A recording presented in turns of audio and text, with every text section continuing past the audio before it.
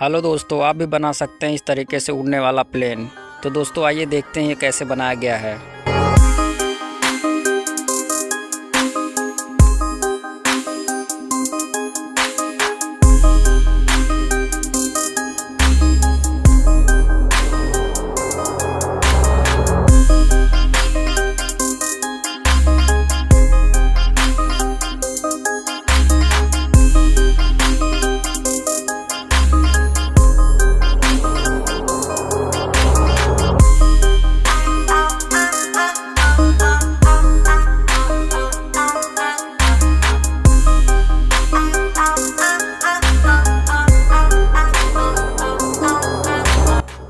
दोस्तों इस वीडियो को आप पूरा ज़रूर देखें ताकि आपको स्टेप बाय स्टेप सारी जानकारी मिल सके।